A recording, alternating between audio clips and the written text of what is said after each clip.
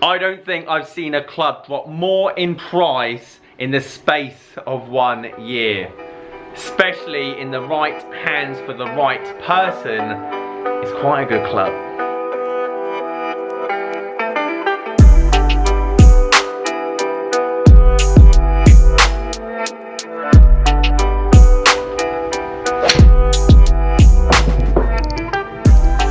Now that's obviously a good one. 200 I nearly went in at the hole. Guys, how you doing? Welcome back to a brand new video. It's Simon down here at Burford Golf Lab, and we're not talking about the GAPR Low or the GAPR Mid, but the GAPR High, and why this golf club has plummeted in price over the course of the year. And before we get into this high grade and exceptional video, I'm going to give one of these away if we get this video up to 1,000 likes within the space of a week. And for you left-handed players that are always on to me, Simon, you never give away anything left-handed.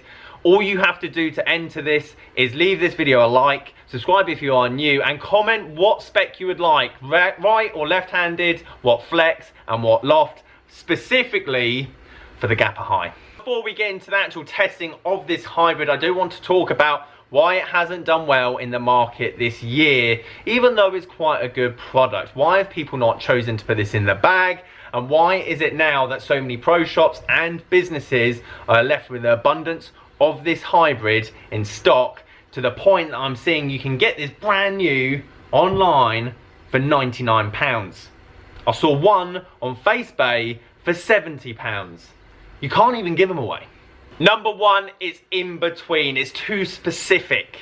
There's too small of a market that this golf club is actually designed for. And especially as a club fitter, you're going down one route. You're going down control and distance, or launch and forgiveness. And unfortunately, this is pretty much in between. If you're a good player, you're going to get the GAPR Low, or you're going to get the P790 UDI. You're going to get basically a utility driving iron, which I would have in my bag for my club head speed. On the opposite side of the spectrum, you have your Ping G410, you have your Callaway Rogue, you have your Taylormade M6 Hybrid that are designed to get the ball up in the air, designed to get out of the rough, designed to have that forgiveness element.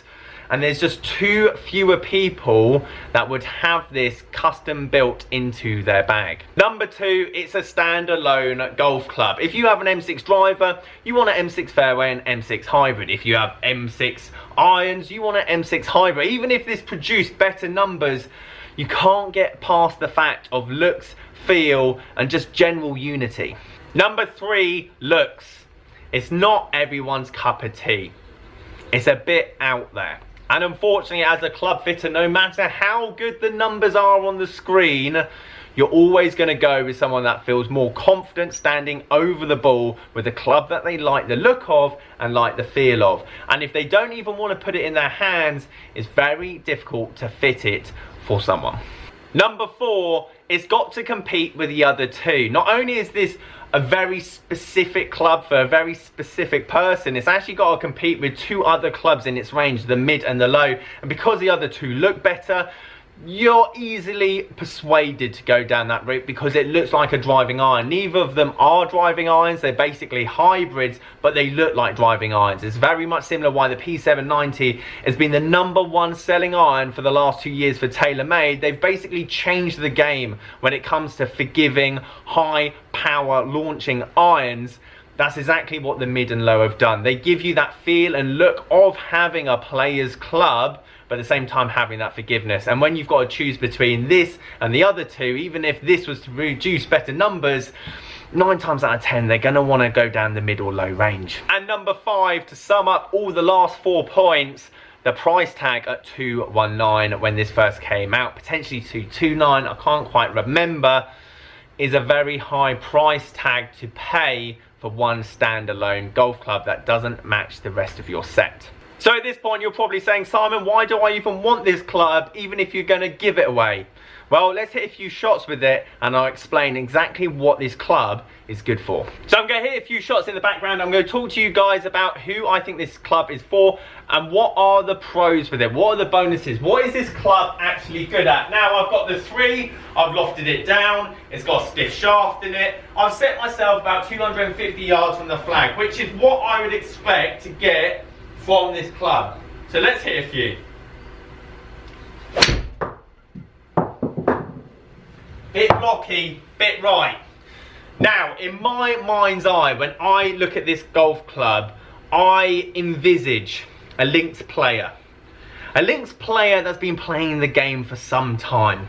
I would say probably about in its 50s, maybe 60, potentially got a few lower back issues, can't necessarily swing it as much, definitely doesn't warm up on the range as much as he used to. However, he's still got that touch, he's still got that feel. He hasn't got that club head speed, but he likes the control. Maybe he's used Adams hybrids and rescues in the past. If you don't know what Adams is, it's a golf manufacturer especially known for their hybrids. Their hybrids were pretty much used by the majority of pros 10 years ago, maybe 15 years ago.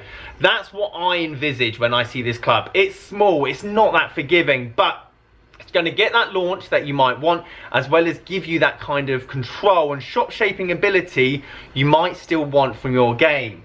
So if I was a high handicapper, would I buy this golf club? No. Would I fit for this golf club? Definitely not. This is definitely something that you've got to have a specific shot in mind. It's got to be a par 3 at your golf course. That's like 210 or 190. That you know you need to thread it off the left, slightly into the wind, come back down, hit this kind of nook off the bank, hit the bunker, roll up to 3 foot. It's a very specific looking golf club and you need a specific looking shot for it. Oh, that is flushed. That is hit hard. It feels so good when it comes off the club face, but then so does every club that's over £200 when it comes at retail does as well. It doesn't look forgiving. It's a very small head design and you've got to be very confident. The reason I say links is because it sits well on a hard surface.